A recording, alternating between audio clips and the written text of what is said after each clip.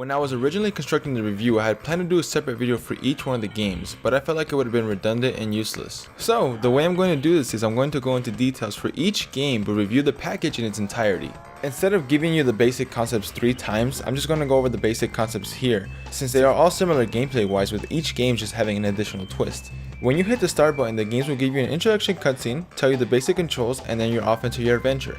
In all 3 games, Crash Bandicoot will be running, jumping, and spinning his way through levels. The controls are pretty simple. The player moves with the D-pad or with the analog stick. Spin is square, jump is X, triangle to check your progress through the level, and in the 2 sequels, circle is used to slide. The concept behind Crash Bandicoot is to get from point A to point B. In between these levels, there are enemies and other obstacles that the player must face. The player can simply go from point A to point B and be done with the level, but to get 100%, the player must collect all the gems. Gems are collected once the required number of boxes are broken, with each level having a different amount of boxes in them. Sometimes the boxes will be hidden in a different location, or what I like to call Route C. Route C is a hidden route that a player must find or meet a requirement to activate. These add an extra challenge and a little bit of backtracking, but that doesn't make it feel redundant. Not only will the player be collecting gems, but in the sequels the player must also collect crystals. I won't get too into this as they don't apply to each of the games. I'll get to it when they are introduced into the series. At first, these games feel like they're going to be a laid-back platformer, but you will die a lot. Since these are games from the 90s, it uses a life system. The game will let you gather lives by either collecting them or getting 99 Wampa fruit, and if you reach 0, it is game over. Crash doesn't necessarily have a life bar. At base form, Crash on his own can take 1 hit and then he will die.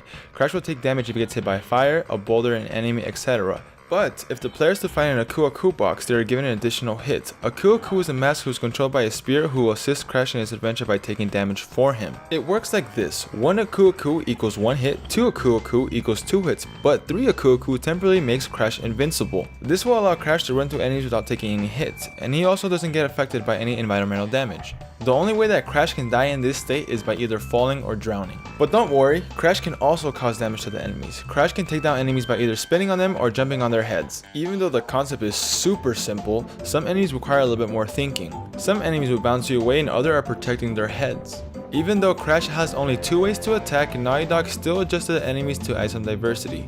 In each game, there is a main hub world consisting of sections. Each section consists of 5 levels and then a boss.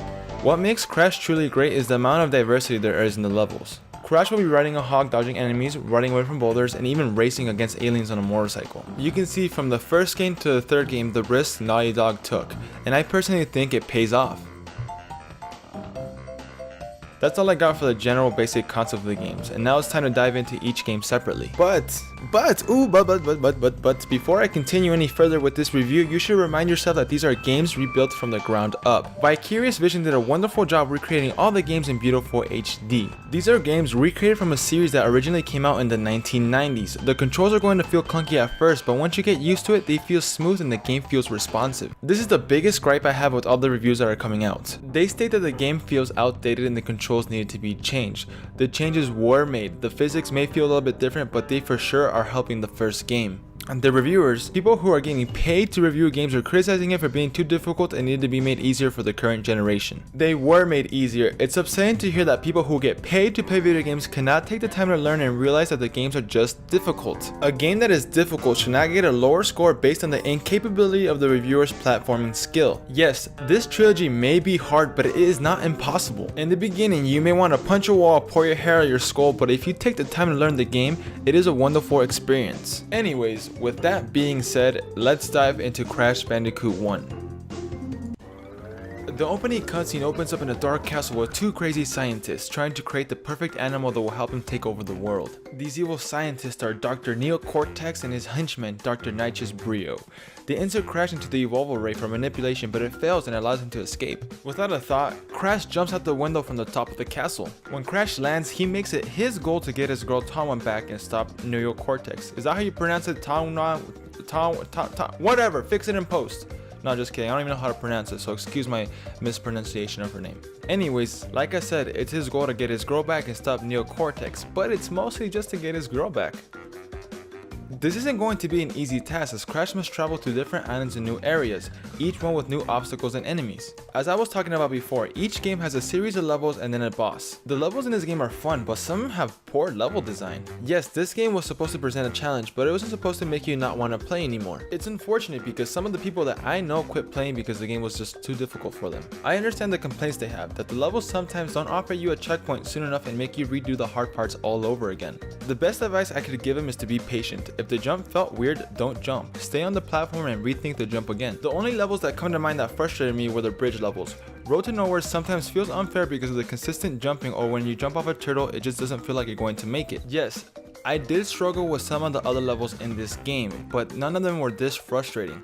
Sometimes this level felt like it was just unfair. You may die consistently in other levels, but you won't get frustrated as you do in this level. Out of all the levels in all the games in the trilogy, this one is the most frustrating and the most difficult. That doesn't mean this game isn't fun though. I had a blast playing through this game. The game has more good levels than it does bad levels. I really like how this game feels like Crash is running through the jungle and going through all these levels without taking a break. In the beginning you start off on the beach, then you ride a hog, and somehow you end up in a factory. It just feels like a complete journey.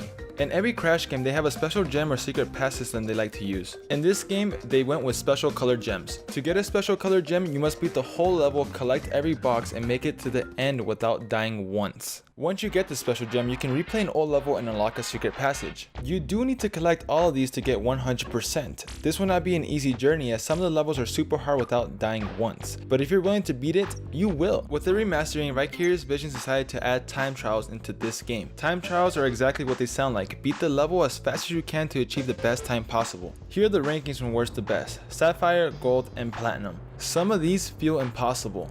They make the game way hard to complete. If you're going for the Platinum trophy for the game, good luck. I understand that they wanted to add more replay value to the game, but I feel like Crash 1's level design is just too crazy and too difficult. As I previously talked about a level called Road to Nowhere, you're on a bridge and you must cross it as fast as you can. This level is freaking hard. I spent at least 4 hours just on this level alone. To put things in perspective, I spent 4 hours being the main storyline, so that means in my whole 8 hours of playing through this game, half of them were spent trying to beat this time trial. This level would train you to master it, and after a couple attempts you'll memorize every jump and every enemy's location. This will bring out your muscle memory to full power.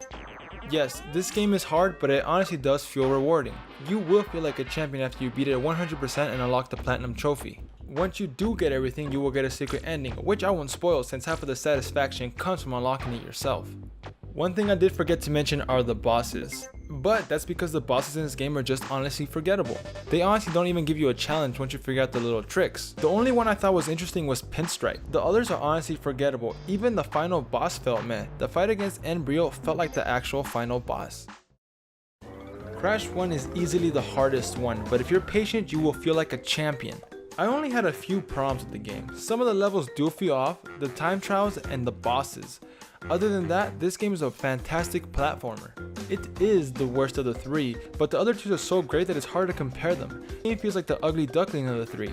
It's the worst compared to the other two, but it's so hard to compare them when the other two are so fantastic. But on its own, it's a freaking solid platformer. Aren't you glad that's over? Because you know, it's actually time to have some fun. It's time for the fun Crash Bandicoot. And that's starting off with Crash Bandicoot 2, which simply has the best platforming in the whole series. Let's get it started, baby. Once again, the game starts you off with a little cutscene, and in this cutscene, Neo Cortex is falling off and landing in a cave that is full of crystals. He gives a short chuckle and the screen fades to 1 year later. We're introduced to Engine, who starts telling Neo Cortex that to be at full power they need all of the crystals. Without any friends on the surface, Neo Cortex thinks it's time to use one of his enemies to get what he wants. Crash and Coco are hanging out on the beach, and for those who don't know, Coco is Crash's sister. They're both sitting on the beach when Coco's laptop runs out of battery. She has the audacity to wake up Crash from his nice nap to get a new battery for her. And with Crash being such a great big brother, he gets up and we're off to get a new battery. Halfway through our quest for the battery, we get teleported to a hub where Neo Cortex pops up in a telegram or whatever it's called. He starts telling us that he needs our help collecting the crystal, but doesn't really give us a reason why. Crash, being the dumb bandicoot he is, agrees and we're off on our adventure. Let me get this off my chest right here, right now. Crash Bandicoot 2 Cortex Strikes Back offers the best platforming of the series. The levels are built better, and this time around the addition of the slide makes the game feel much smoother. The jumps don't feel as short and you honestly feel more in control. The levels are just designed better for platforming. The placement of enemies and obstacles are in much better spots to feel like you don't have to stop for them. You can use the enemy to continue moving fast or just simply ignore them. I think the addition of the slide allows you to skip sections and make you look super cool while doing it. The game does introduce new vehicles, but it doesn't feel overwhelming. Instead of riding the hog in this game, you ride the cutest little polar bear. Just look at his cute little face. What is Crash doing taking him on all these dangerous adventures? Who let the polar bear sign up for this? We also get to ride other vehicles. Only some of the levels are complete vehicle levels, which mean that you're on the vehicle the whole time without getting off. I personally just enjoy doing some jumping and running instead of having to control an animal or jet ski for the whole level. The overall difficulty of Crash 2 has been toned down. It is more forgiving and doesn't make you get frustrated as often. I honestly beat the game in one sitting, and then it took me an additional 2 hours to collect the rest of the gems and time trials. The gems work the same in this game as it did in the first game. Collect all the boxes to get the silver gem, and then find the secret path that will lead you to the color gem. But instead of the main focus being the gems, the focus of this game is to collect every purple crystal. These aren't unlocked by a special requirement, they're just in the middle of the level. Once you find one of these, you basically know you're halfway through the level.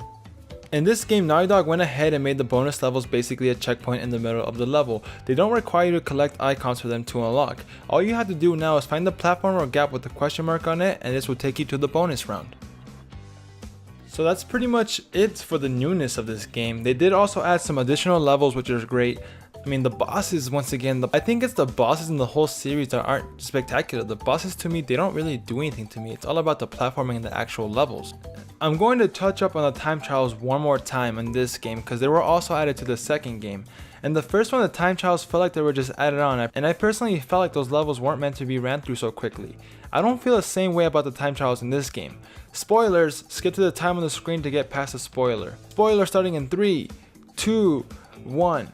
After you beat Neo Cortex's ass, you get the running shoes. I was in shock because in the original you did not get those, but I guess it made sense because it uses the same engine as the third one. The shoes make the time trial so much easier. No, they are not a piece of cake, but they do help out a ton. And overall, I think the addition of the running shoes and the levels just being better designed help out the time trials much better. I actually had a ton of fun doing this game time trials compared to the first one. So if you're up for a fun and difficult challenge, but not too difficult like Crash Bandicoot 1, you should go ahead and do these time trials because they're awesome. Overall, this game just feels bigger and more well done.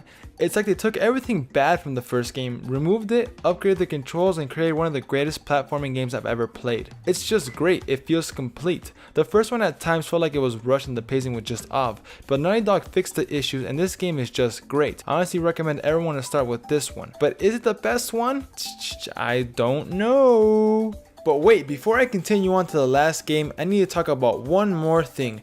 It has to do with the final boss of this game.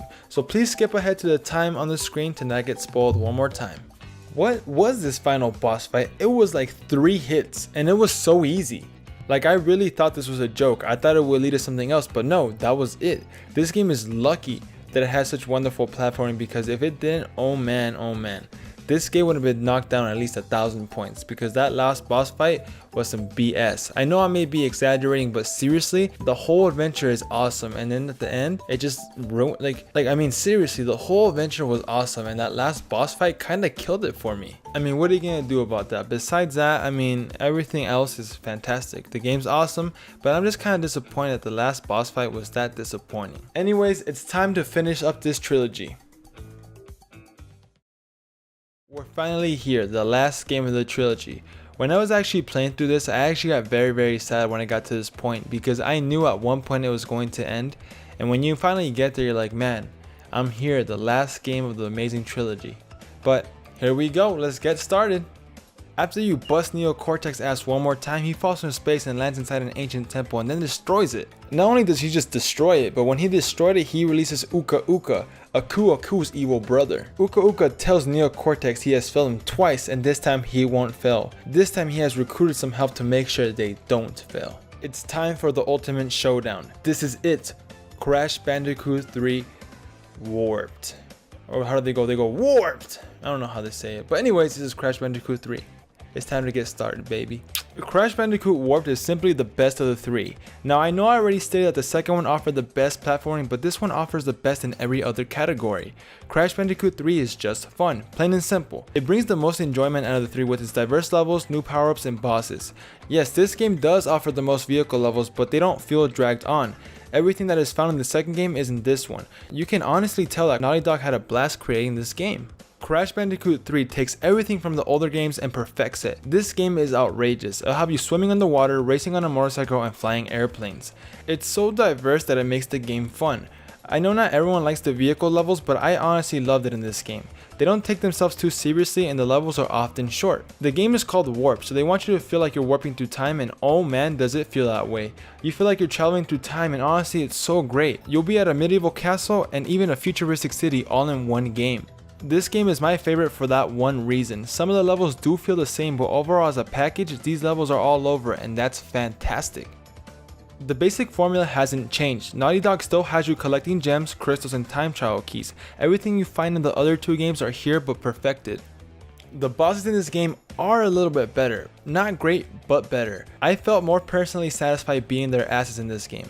They will come out to you before the loading screen to talk smack about you, and they will do it constantly. They gave me another reason to go in there and slap their behinds. After you beat them, they will give you a power up. These are awesome. They give you a super slam, double jump, super spin, a bazooka, and the running shoes. They do create a different experience, and it's just awesome to see how much Crash has evolved through all the games. Everything is just much better. The time trials, the level, the bosses, etc. I can go on forever, but I'm pretty sure everyone is convinced by now.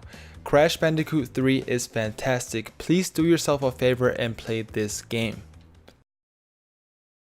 There's one major point of the game I have not talked about, the graphics. I did mention once that it looked wonderful.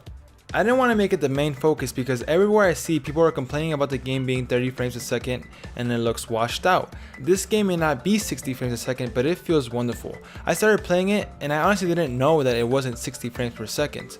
I wouldn't even have noticed if no one mentioned it. The game runs great, it also looks wonderful. I do agree that some of the areas look washed out and bleh, but most of the areas look amazing. The temple levels in the first game look gorgeous. Crash looks amazing in 1080p and everything looks so wonderfully animated. I think everyone is so used to amazing graphics in 60 FPS that they forget about the gameplay. It's not always about the graphics. The graphics in this game look fantastic.